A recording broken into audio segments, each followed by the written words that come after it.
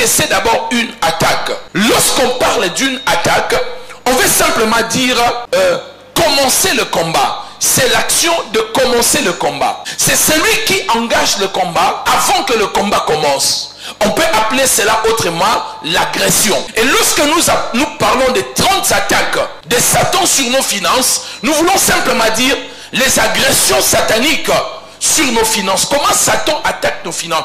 Comment Satan pousse les gens dans la pauvreté? Et pourquoi il fait que les gens restent dans la pauvreté? Une personne qui est pauvre aura plus de sujets de demande que des sujets d'action de grâce. La première des choses.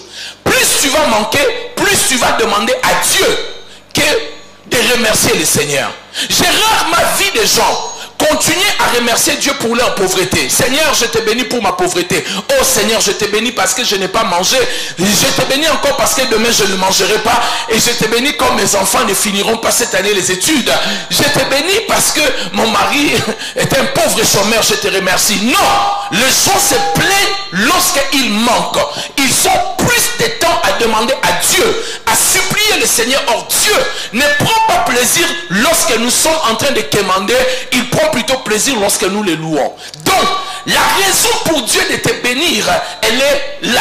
Et elles sont nombreuses les raisons pour lesquelles Dieu aimerait que tu sois prospère et que la pauvreté ne soit pas ta part. Et nous voyons aussi Satan. Les raisons pour lesquelles Satan voudra que vous soyez dans la pauvreté, pour que vous soyez en train de murmurer, en train de vous lamenter, en train de ne pas donner gloire à Dieu et que vous continuez à souffrir sérieusement. La pauvreté est une force de destruction de vie et de destin.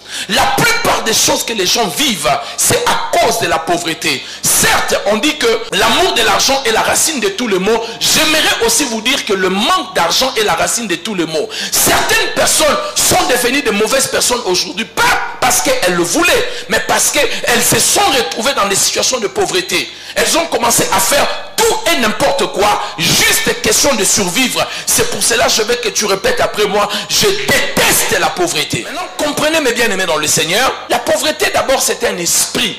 La pauvreté ce n'est pas le manque d'argent. Il faut comprendre qu'un chrétien peut manquer de l'argent, mais pas forcément être pauvre. La pauvreté est une malédiction d'un esprit qu'on te colle pour que cet esprit-là, à chaque fois que vous avez l'argent, puisse attaquer vos finances et vous ramener toujours dans la case du départ. Il faut créer la nuance, la différence entre la pauvreté et le manque d'argent. On peut manquer de l'argent pendant un temps parce qu'on ne travaille pas. Mais quand on a l'esprit de la pauvreté, même si on nous remet 10 000 $, si les gens reviennent après un mois, nous aurons des dettes de 1 000 $. Au lieu même d'avoir 1 000 $ en épargne, mais nous aurons encore des dettes de 1 000 $. Pourquoi? Parce que l'esprit de la pauvreté, l'esprit de la pauvreté a pour but d'attaquer, d'arrêter à chaque fois que vous aurez l'argent, de mettre fin dans votre vie financière.